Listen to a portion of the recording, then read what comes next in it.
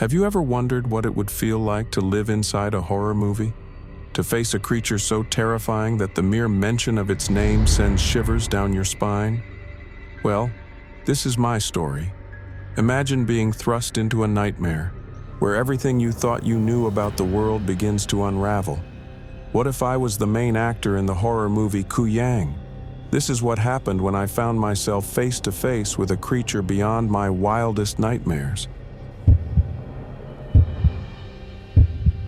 I never expected my trip to the village to be anything more than a quiet escape from the city. I needed a break, a chance to clear my head, and the remote village in the heart of the jungle seemed like the perfect place. The villagers welcomed me, though I couldn't ignore the uneasy glances some of them gave me as I passed by.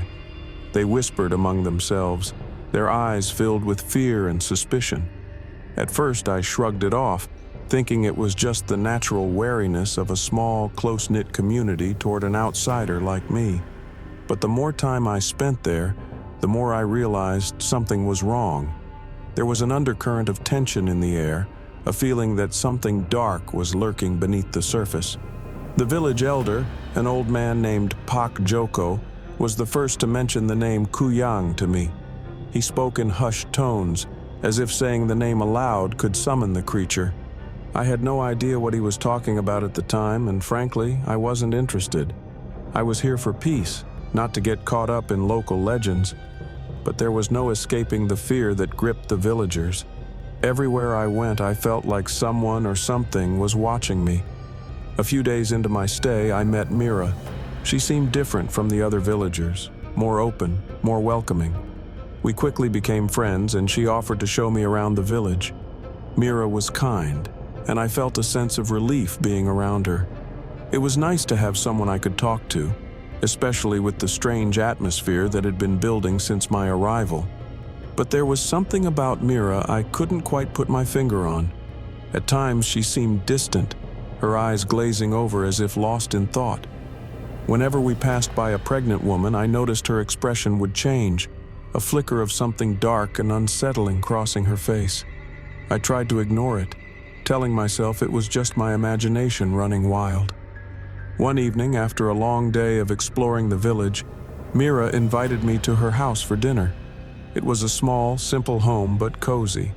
As we ate, the conversation turned to the local legends, and for the first time, Mira mentioned the Kuyang. "It's just an old wives' tale," she said with a nervous laugh. "Something to scare the children." But her eyes told a different story. There was fear in them, real fear. And in that moment, I realized that whatever the Kuyang was, it wasn't just a story. The next day, I couldn't stop thinking about what Mira had said. I needed to know more about the Kuyang, so I went back to Pak Joko. This time I pressed him for details. "The Kuyang is not a legend," he said, his voice trembling. "She is real. She is a woman, cursed to become a monster. At night, she removes her head and organs, flying through the sky in search of the blood of pregnant women and unborn children. She feeds on them to maintain her immortality." I stared at him in disbelief. It sounded ridiculous, like something out of a horror movie, but there was no mistaking the terror in Pak Joko's eyes. "The Kuyang is here," he whispered. "She hides among us in the daytime, pretending to be one of us at night. She hunts." A chill ran down my spine. Could it be true? Could such a creature really exist? And if so, who was she? The thought gnawed at me, especially as I remembered Mira's strange behavior. That night I found it hard to sleep. The village seemed different, quieter, as if the jungle itself was holding its breath. Around midnight I heard it, a faint, wet, slithering sound outside my window. My heart raced as I sat up in bed, straining to hear more. Then I saw it. A shadow passed by my window. But it wasn't a person. It was something else. Something that floated through the air, its shape indistinct but terrifying. I jumped out of bed and ran to the window, peeking through the cracks. What I saw chilled me to my core.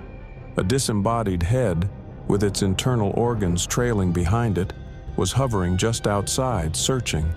It flew into the darkness before I could scream. I stood there, frozen in fear, trying to make sense of what I had just seen.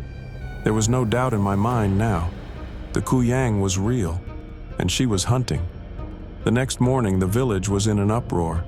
A pregnant woman had gone missing during the night, and no one had seen or heard from her since. The villagers were terrified, whispering among themselves that the Kuyang had taken her. I was shaken, but I couldn't bring myself to tell anyone what I had seen the night before. Who would believe me? Instead, I tried to act normal, going about my day as if everything was fine. But inside, I was a wreck. I kept replaying the image of that floating head over and over in my mind. Later that day, I saw Mira again. She seemed perfectly normal, but I couldn't shake the feeling that something was off. Every time I looked at her, I couldn't help but wonder, was she the Kuyang? Was she the creature that had been terrorizing the village? I knew I had to find out, but the thought of confronting her filled me with dread. Whatever the truth was, it was more terrifying than I could have ever imagined. I couldn't shake the image of the floating head. Every moment I spent in the village felt like I was teetering on the edge of some horrible revelation. The villagers seemed to carry on with their lives, but the tension was palpable, like a storm waiting to break. Mira visited me again the next day. She brought food, smiling warmly, acting as if nothing had changed. But something was different.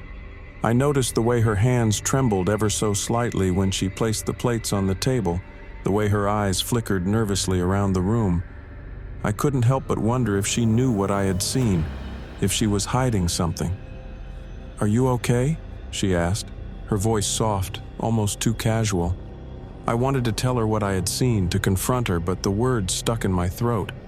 What if she really was the Kuyang? What if, by accusing her, I would put myself in more danger? "I'm fine," I lied, forcing a smile. "Just didn't sleep well." Mira didn't press further, but I could feel the weight of her gaze as she watched me carefully. Something told me that she knew more than she was letting on. I couldn't stay in the dark any longer. I had to know the truth. After Mira left, I decided to visit Pak Joko again, hoping he could give me more information about the Kuyang, anything that could help me figure out who she was or how to stop her. When I arrived at his home, I found him sitting outside, staring into the distance.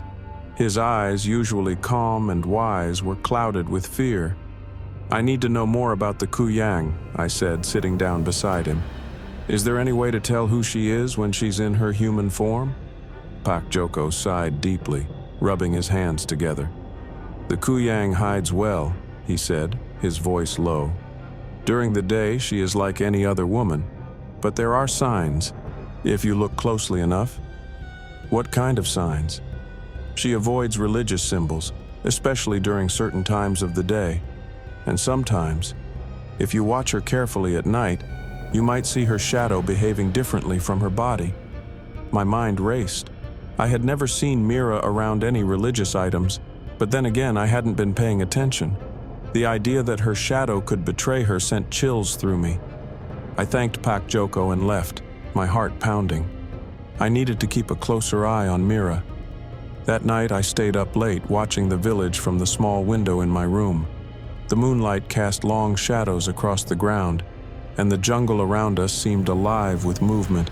At first everything was quiet, but around midnight I heard it again, the same wet, slithering sound from the night before. My heart raced as I rushed to the window, scanning the darkness outside, and then I saw her. A figure floated just beyond the edge of the trees, her head and organs separated from her body, gliding silently through the air. It was the Kuyang. I couldn't see her face clearly in the darkness, but I knew it had to be her. I backed away from the window, fear gripping me tightly.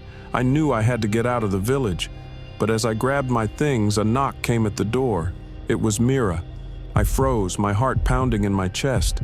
Mira's voice called through the door, soft and calm, as if nothing was wrong. "Are you still awake? I brought something for you." I stood there, unsure of what to do. If Mira was the Kuyang, then opening that door would be the worst mistake of my life. But if she wasn't, what then? Was I really going to let fear control me? Taking a deep breath, I opened the door. Mira stood there holding a small basket of food. Her smile was kind, but her eyes, there was something dark behind them. something that made the hair on the back of my neck stand on end.